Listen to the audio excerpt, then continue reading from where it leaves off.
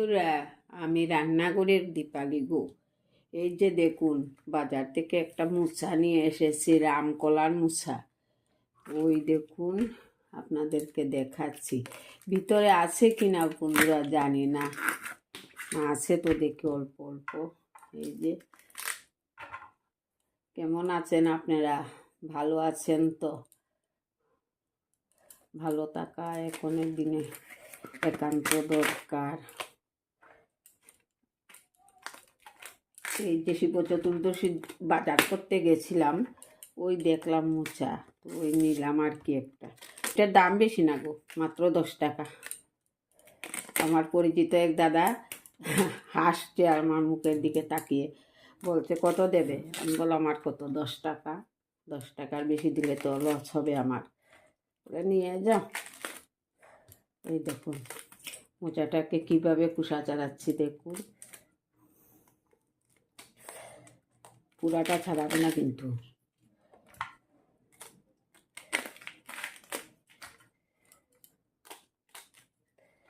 এতটুকু থাকবে, আজকে মোচা বাপা রান্না করে দেখাবো।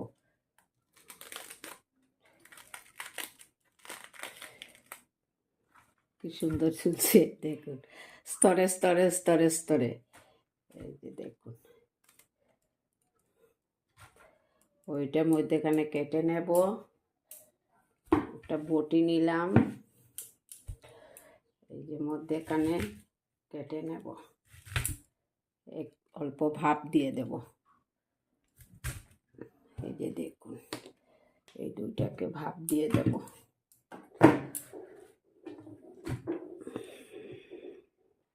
একটা কুকার নিলাম, ওই যে কুকারে ওইটা দিয়ে দিলাম।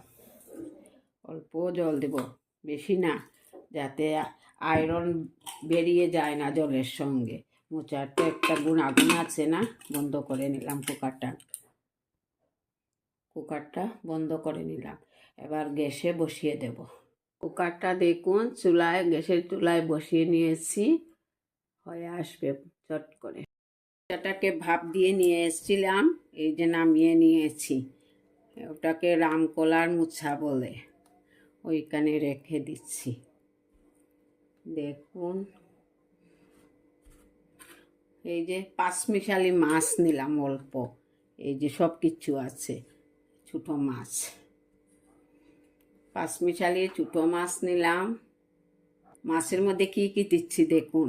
হলুদের গুঁড়া পরিমাণ মতো, কাঁচা লঙ্কা পরিমাণ মতো, শুকনা লঙ্কার গুঁড়া পরিমাণ মতো, পেঁয়াজ কুচি দিচ্ছি, রসুন কুচি দিচ্ছি, অল্প আদা কুচি দিচ্ছি। ছোটো মাছ তো, স্বাদ মতো বা পরিমাণ মতো নুন দিচ্ছি। এই যে দেখুন, এটা রেডি করে নিয়েছি। ওর মধ্যে দেব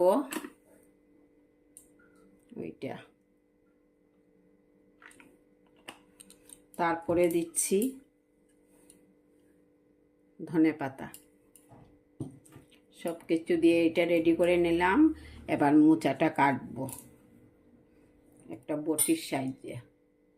এই যে দেখুন, মোচাটা কাটছি বটির সাইজে। বেশি একদম চিকন চিকন করব না, একদম অল্প অল্প। মাছটার সঙ্গে মিশতে হবে তো। গরম গরম, ব্যস্ততা, স্কুলে যেতে হবে। এইভাবে কেটে নেব। এই যে দেখুন, মধ্যের ইয়েটা, পিছন দিকের এটা কেটে নিচ্ছি। এত সুন্দর করে কাটতে হবে। এই যে তেসরি করে কাটলে খুশার, এই যে কলাগুলা ছুটবে না মোচার। আর আপনি সোজাসুজি কাটতে গেলে খুলে যাবে। বাবা যে গরম গো। আজকে আমার ছেলেকে খাওয়াবো, নইলে মোচা খেতে চায় না গো। আমিও ছোটোবেলা মোচা খেতে, মা বলতেন এমন দিন আসবে মোচাও পাবে না খুঁজে। ঠিক ঠিক, মুরব্বি ওদের কথা সব সময় লাগে। এই যে দেখুন কেটে নিয়েছি, দেখলেন তো, খুব সুন্দর করে কেটে নিয়েছি। মোচা তো আমার কাটা হয়ে গেছে, তা আমি দেখিয়ে দিলাম। এই দেখুন একটা কলা পাতা নিয়েছি, আগুনের সাহায্যে একটু ভাপ দিয়ে রেখেছি, একদম তেনা তেনা হয়ে গেছে। এই দেখুন খুব ভালো হয়েছে না, একটা পাতা ছিটছেও না, কিছুই হচ্ছে না। ওই ডিশ নিলাম, ডিশের মধ্যে কলা পাতাটা বিছিয়ে দিলাম। এবারে ওই সব রেডি করে রেখেছিলাম যে হাতের সাহায্যে মেখে নেব। চামচ বলুন, কাঁটা চামচ বলুন, হাতা বলুন, ছেনি বলুন, ভগবান তো হাত দিয়েছে এই কাজের জন্যেই। এই দেখুন এখানে দিয়ে দিচ্ছি, মোচাটাও মিশিয়ে নেব এখানে।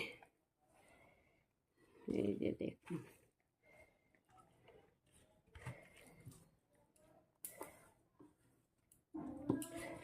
দেখছেন, মোচাটা মিশিয়ে নিলাম ভালো করে।